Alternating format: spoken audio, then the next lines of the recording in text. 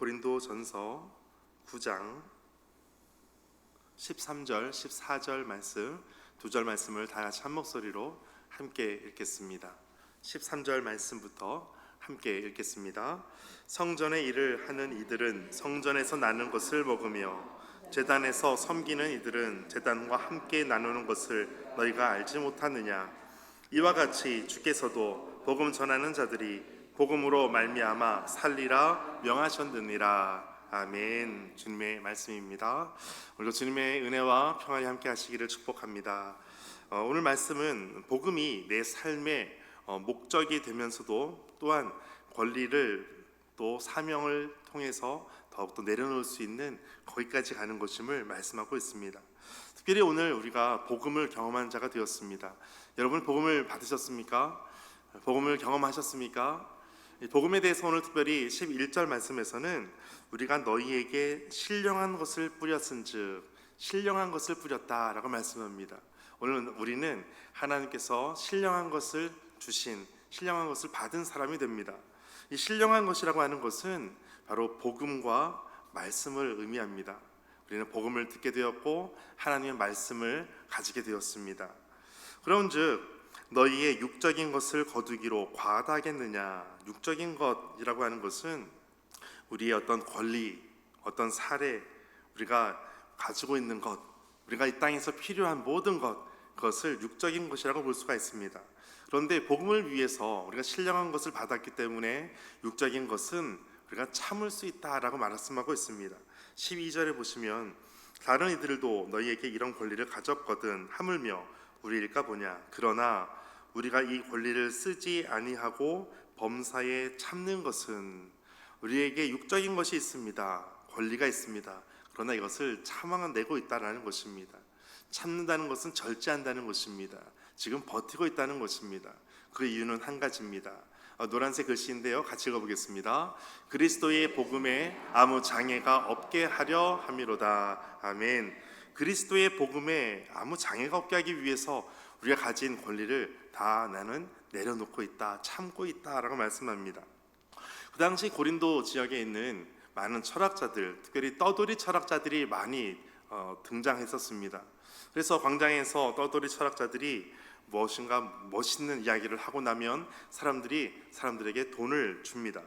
그래서 떠돌이 철학자들이 돈을 받고 강연을 합니다. 그리고 사람들을 이것을 이용하기도 합니다. 그래서 사도 바울은 복음을 전하고 무엇인가 받는다면 그 떠돌이 철학자들과 똑같이 마치 돈벌이를 하는 것처럼 여길 수 있다라는 생각을 했을 것 같습니다. 그래서 오해받지 않도록 자신의 권리를 다 내려놓습니다. 신령한 것을 뿌렸은즉 육적인 것을 거두는 것이 마땅하지만 그럼에도 불구하고 내가 참고 있다. 그것은 그리스도의 복음에 아무런 장애가 있게 되지 않도록 하기 위해서다라는 것입니다. 그러니까 중요한 것은 그리스도의 복음이 장애가 되지 않도록, 그리스도의 복음이 가장 잘 효과적으로 전달될 수 있도록 내가 가진 것, 권리를 내려놓고 있다라는 것입니다. 그러므로 우리가 가끔 복음을 전할 때에도 우리의 어떤 말투나 어떤 태도나 내 어떤 고집이나 자존심 때문에 복음이 다칠 수도 있다라고 생각한다면 우리는 더 중요하게 여길 것이 있습니다. 내가 옳은가라는 것보다 더 중요한 것은 복음의 길이 닫히지 않고 계속해서 열려져 있는가라는 것입니다. 오늘 우리 삶을 통해서 복음이 열려지기를 축복합니다. 두 번째 말씀을 볼 수 있는 것은 14절 말씀입니다. 이와 같이 주께서도 복음 전하는 자들이 복음으로 말미암아 살리라 명하셨느니라. 복음을 전하는 자라고 하는 것은 내 인생이 복음으로 유지되는 사람들입니다. 내가 지금 어떻게 살아가고 있는가? 그것은 복음이 나를 살리고 복음이 나를 유지하고 있다라는 것입니다. 우리가 숨을 쉬지 못하는 사람에게 인공호흡기를 달고 또 심폐소생술을 하고 살리게 됩니다. 인공호흡기를 떼게 되면 자가호흡이 안 되는 사람에게는 그것은 치명적인 위험 부담이 됩니다. 그런데 복음을 전하는 자들이라는 것은 내 인생이 복음으로 말미암아 유지되고 있는 사람이라는 것입니다. 그러니까 복음이 사라지는 순간 우리는 치명적인 그 데미지가 뭐라 그러죠? 치명적인 데미지를 얻게 됩니다. 치명적인 어떤 위험 감수를 할 수밖에 없습니다. 어떤 세상 가치관의 기준은 돈이 될 수도 있고 성공이 될 수도 있고 어떤 안정적인 삶이 될 수도 있고 인정받는 것일 수 있습니다.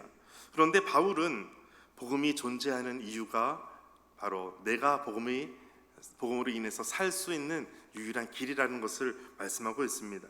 그래서 사도 바울은 환경이 어려워져도 무너지지 않습니다. 감옥에 갇혔어도 찬양할 수 있는 겁니다. 사도 바울은 핍박 중에서도 복음을 담대히 전할 수가 있는 것입니다. 왜냐하면 복음으로 내가 살고 있기 때문이라는 것이죠. 여러분, 복음이 없으면 여러분은 아무것도 아니십니까? 복음이 없으면 여러분은 살 수 없으십니까? 예수 그리스도의 복음이 없이는 여러분 아무것도 아니십니까? 네, 좀 복음이라고 그러니까 좀 추상적인 것 같은데 복음의 내용은 바로 예수 그리스도입니다.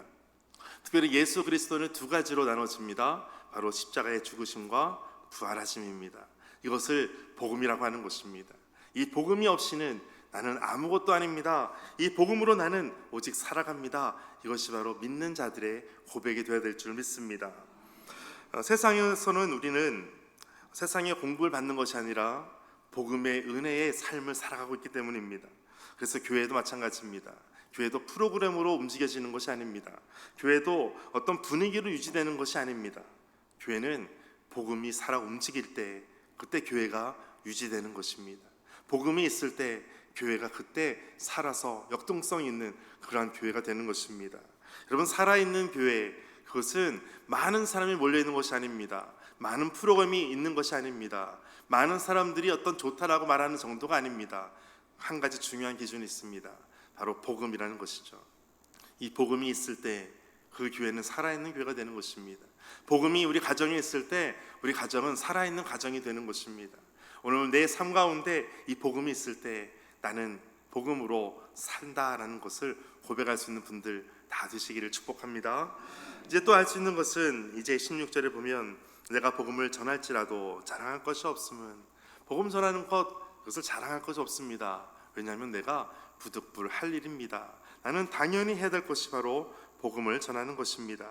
그러므로 복음을 전하는 것 때문에 내가 어떤 것도 자랑할 것이 없습니다. 내가 만일 복음을 전하지 아니하면 내게 화가 있을 것입니다. 17절 함께 읽겠습니다.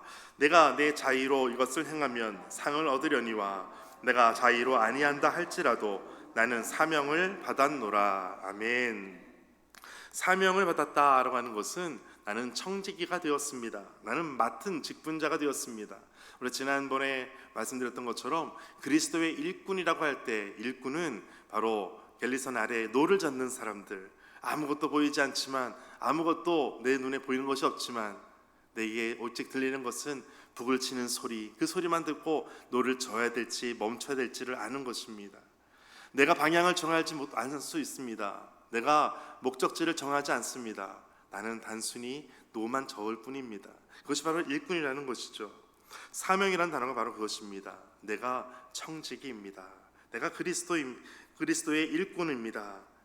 복음을 우리는 취미로, 어떤 옵션으로 여기지 않는 것입니다. 하나님께서 맡기신 것, 이 사명을, 우리가 신앙은 기분에 따라 움직이는 것이 아니라 하나님께서 맡겨진 이 사명을 살아내는 것, 이것이 바로 나는 복음을 맡은 자입니다 라고 말하는 것입니다. 내게 맡기신 그 직무를 다하는 것, 그것이 바로 나는 사명을 받았노라 라는 것입니다. 값없이 전하는 복음, 이것이 진짜 자유를 우리가 경험하는 것입니다. 이제 마지막 18절 함께 읽겠습니다. 그런즉 내 상이 무엇이냐? 내가 복음을 전할 때에 값없이 전하고 복음으로 말미암아 내게 있는 권리를 다 쓰지 아니하는 이것이로다. 아멘. 복음을 전할 때 값없이 전하는 것입니다. 사람들이 말할 때 그 기준에 따라가지 않고 하나님 말씀의 기준에 따라 살아가는 것, 이 복음으로 살아가는 것, 복음으로 살아내는 것, 이것이 바로 그리스도를 만난 사람, 하나님의 복음을 경험한 사람들이 살아가는 방법입니다.